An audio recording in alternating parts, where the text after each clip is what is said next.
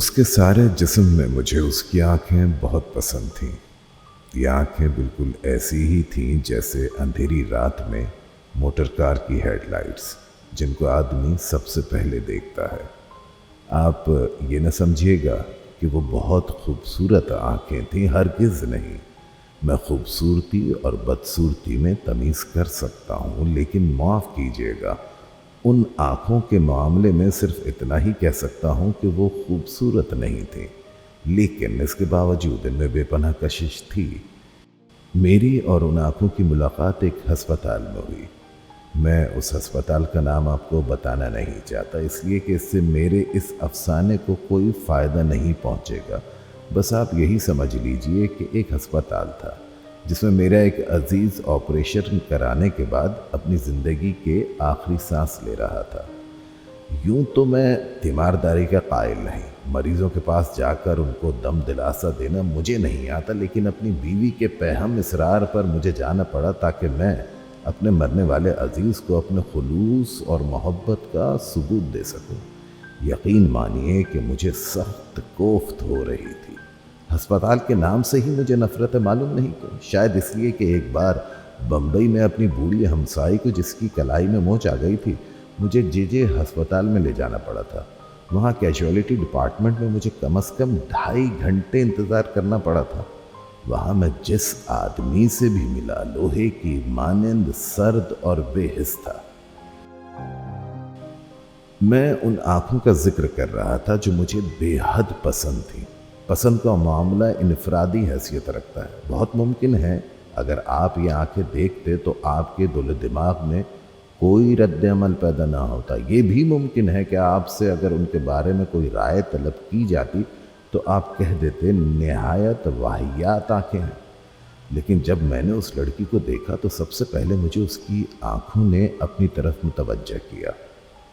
وہ برقع پہنے ہوئے تھی مگر نقاب اٹھا ہوا تھا، اس کے ہاتھ میں دوا کی بوتل تھی اور وہ جنرل وارڈ کے برآمدے میں ایک چھوٹے سے لڑکے کے ساتھ چلی آ رہی تھی۔ میں نے اس کی طرف دیکھا تو اس کی آنکھوں میں جو بڑی تھیں، نہ چھوٹی، سیاہ تھیں، نہ بھوری، نیلی تھی، نہ سبز، ایک عجیب قسم کی چمک پیدا ہوئی۔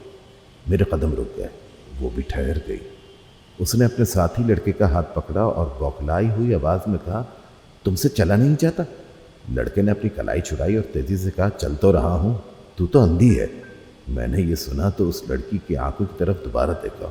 اس کے سارے وجود میں صرف اس کی آنکھیں ہی تھیں جو پسند آئی تھیں۔ میں آگے بڑھا اور اس کے پاس پہنچ گیا۔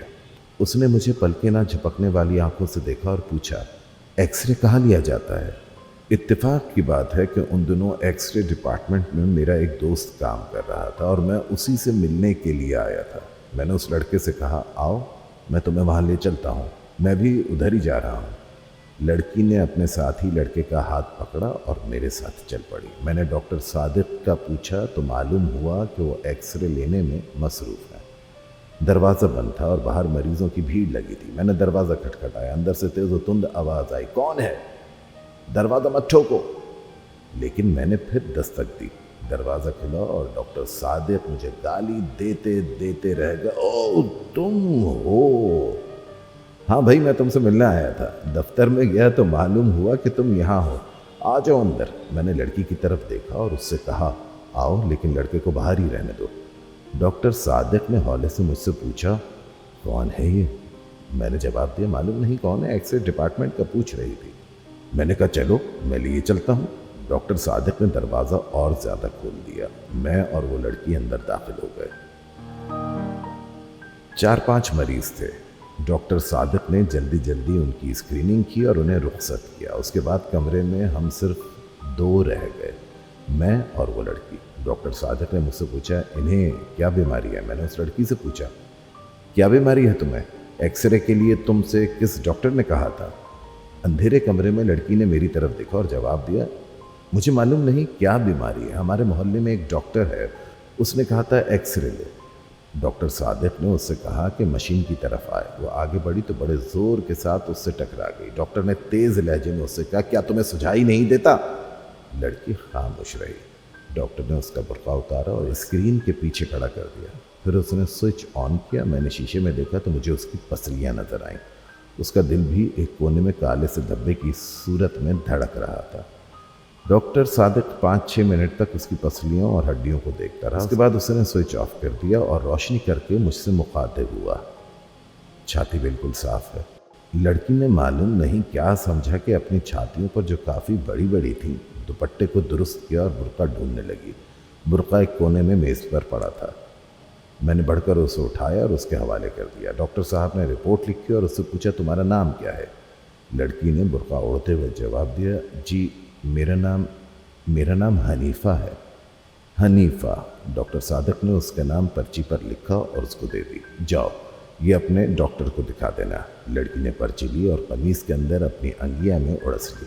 جب وہ باہر نکلی تو میں غیر ارادی طور پر اس کے پیچھے پیچھے تھا، لیکن مجھے اس کا پوری طرح احساس تھا کہ ڈاکٹر صادق نے مجھے شک کی نظروں سے دیکھا تھا۔ اسے جہاں تک میں سمجھتا ہوں اس بات کا یقین تھا کہ اس لڑکی سے میرا تعلق ہے، حالانکہ جیسا آپ جانتے ہیں ایسا کوئی معاملہ نہیں تھا، سوائے اس کے کہ مجھے اس کی آنکھیں پسند آ گئی تھیں۔ میں اس کے پیچھے پیچھے تھا۔ اس نے اپنے ساتھی لڑکے کی انگلی پکڑی ہوئی تھی۔ جب وہ ٹانگوں کے اڈے پر پہنچی تو میں نے حنیفہ سے پوچھا، تمہیں کہاں جانا ہے؟ اس نے ایک گلی کا نام لیا تو میں نے اس سے جھوٹ موٹ کہا، مجھے بھی ادھر ہی جانا ہے، میں تمہیں تمہارے گھر چھوڑ دوں گا۔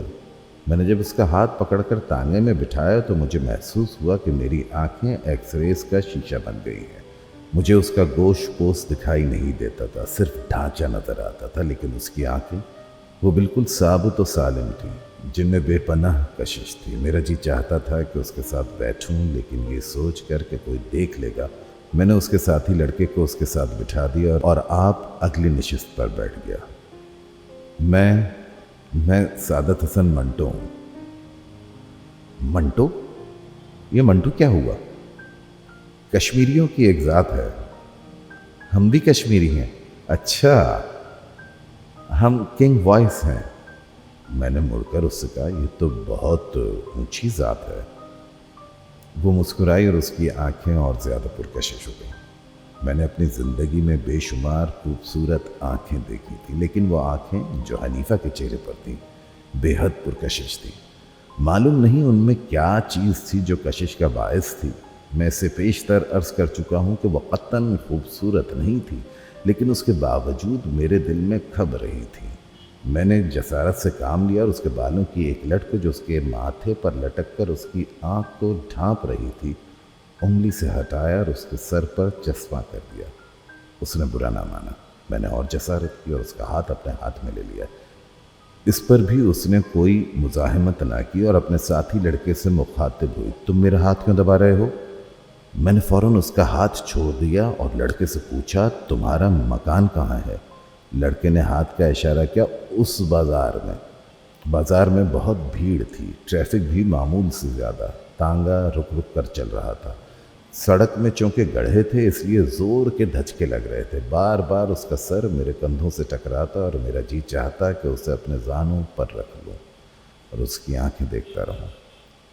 تھوڑی دیر کے بعد ان کا گھر آ گیا۔ لڑکے نے تانگے والے سے روکنے کے لیے کہا، جب تانگا رکا تو وہ نیچے اترا۔ حنیفہ بیٹھی رہی۔ میں نے اس سے کہا، تمہارا گھر آ گیا ہے۔ حنیفہ نے مڑ کر میری طرف عجیب و غریب آنکھوں سے دیکھا۔ بدرو کہاں ہے؟ میں نے اس سے پوچھا، کون بدرو؟ وہ لڑکا جو میرے ساتھ تھا۔